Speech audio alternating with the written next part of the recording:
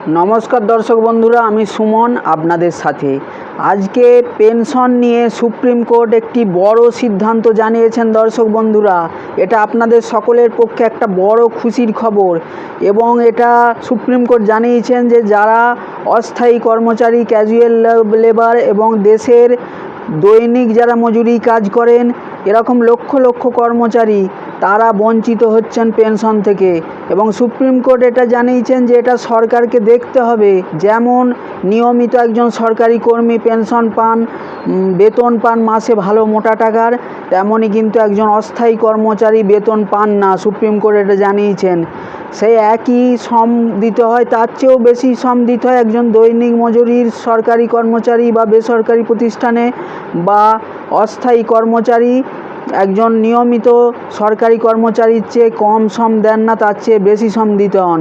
Supreme court এটা জানিয়েছেন তারা যেমন বেতন কম পাচ্ছেন এর ফলে তাদের পেনশনের অধিকার থেকে বঞ্চিত করা চলবে না, এটাকে সরকারকে ভাবতে হবে।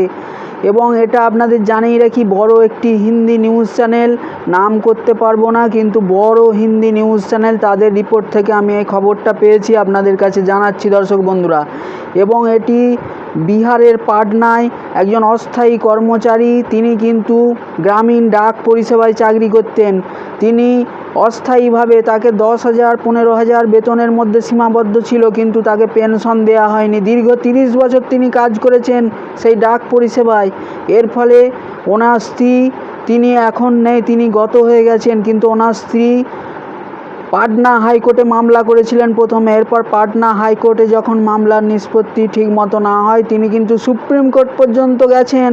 এত খরচা হওয়া সত্ত্বেও তিনি সুপ্রিম কোর্টে গিয়েছেন এবং সেই সুপ্রিম কোর্টে 18 বছর বাদে এই রায় আসছে, যেটা আমি একটি বড় হিন্দি নিউজ চ্যানেল থেকে পেয়েছি, আপনাদের জানাচ্ছি আজকের এই রিপোর্টে। আজকে খবরটা পেলাম যে এই রায় দিয়েছেন সুপ্রিম কোর্ট যাতে কোনো অস্থায়ী কর্মচারী, কোনো ক্যাজুয়াল লেবার, কোনো যারা দৈনিক মজুরি কাজ করেন তারা যেন মাইনে যতই বেতন কম পান কিন্তু তারা পেনশন যেন পান। আপনারা কেন পেনশন দেবেন না এটা প্রশ্ন করেছে সুপ্রিম কোর্ট, যে আপনারা বারবার দেখাচ্ছেন আমাদের আর্থিক কোষাগারে ঘাটতি। আর্থিক কোষাগারে ঘাটতি এটা দেশের মানুষ যারা শ্রম দিচ্ছেন এত 30-35 বছর যখন একটা মানুষ, যে কোনো সরকারি সংস্থা হোক, বেসরকারি সংস্থা হোক, আধা সরকারি সংস্থা হোক, একেবারে পুরোপুরি প্রাইভেট সংস্থা হোক, যখন শ্রম দিচ্ছেন সেই মানুষটা 30-35 বছর পুরোপুরি দেশ সেবায় নিয়োজিত হচ্ছেন, দেশের জন্য তিনি কাজ করছেন। এবং প্রত্যেকটা কারখানা, অফিস হোক, প্রাইভেট কারখানা, ফ্যাক্টরি, সরকারি তো আছেই, তারা ডাইরেক্ট সরকারি কেন্দ্রের সঙ্গে যুক্ত, তার সঙ্গে এই যে প্রাইভেট সংস্থাগুলো এরা যে কন্ট্রিবিউশন দিচ্ছে সরকারের সাথে, এবং সেই যে একটা বড় প্রাইভেট কোম্পানি থেকে যে দেশের জিডিপি আসছে, দেশ যখন আমরা সারা বিশ্বের কাছে দেখাচ্ছে যে আমাদের অর্থনীতিতে 4র্থ স্থানাধিকারী, কার জন্য হচ্ছে? এই এত মানুষের সীমাবদ্ধ, এত মানুষের পুরো একনিষ্ঠ পরিশ্রমে কিন্তু এই যে দেশের জিডিপি উঠে আসছে। সুতরাং প্রত্যেকটা মানুষের তাদের সম্মানজনক পেনশন চাই, এটাই সুপ্রিম কোর্ট জানাচ্ছে।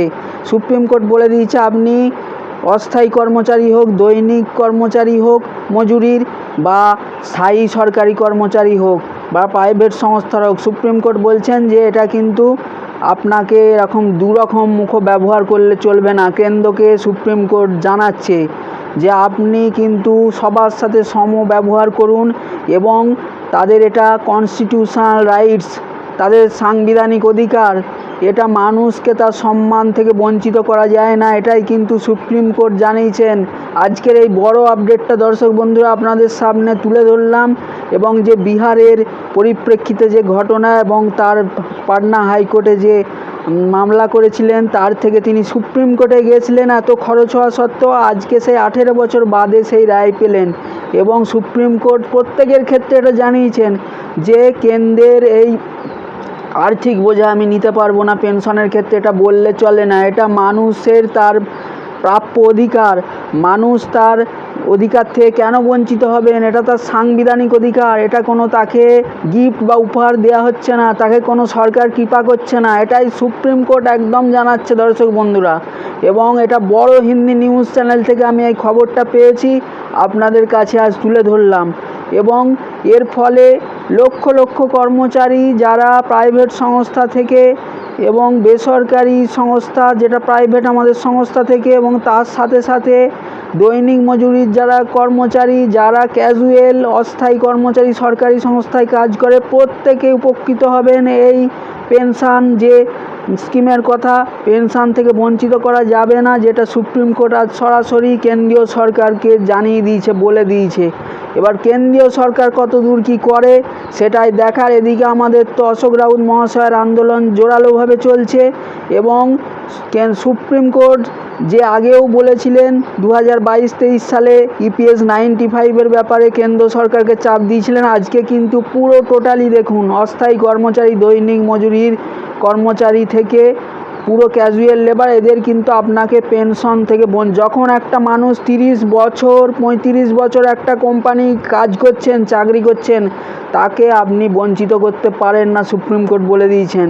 দেখুন, একজন কোনো বেসরকারি সংস্থা হোক বা সরকারি সংস্থায় ক্যাজুয়াল হিসাবে, অস্থায়ী কর্মচারী হিসাবে কাজ করুক, হয়তো 3-4 বছর করছেন, সুপ্রিম কোর্ট এটাও বলছে যে এটা পেনশন হয়তো সরকার দিতে চাইছে না, সেটা তবুও মানা যায়। কিন্তু যখন একটা মানুষ দীর্ঘদিন 30 থেকে 35 বছর একটা কোম্পানি দেশের জন্য তার শ্রমকে নিয়োজিত করছেন, তখন কিন্তু তাকে সরকারকে সেই প্রাপ্য সম্মান দিতেই হবে, এটা তার সাংবিধানিক অধিকার এবং সেই প্রাপ্য সম্মান থেকে বঞ্চিত করা যাবে না, এটাই কিন্তু সুপ্রিম কোর্ট আজ জানিয়েছে। তো আজকের জন্য দর্শক বন্ধুরা একটা বড় আপডেট আপনাদের জানালাম। নমস্কার।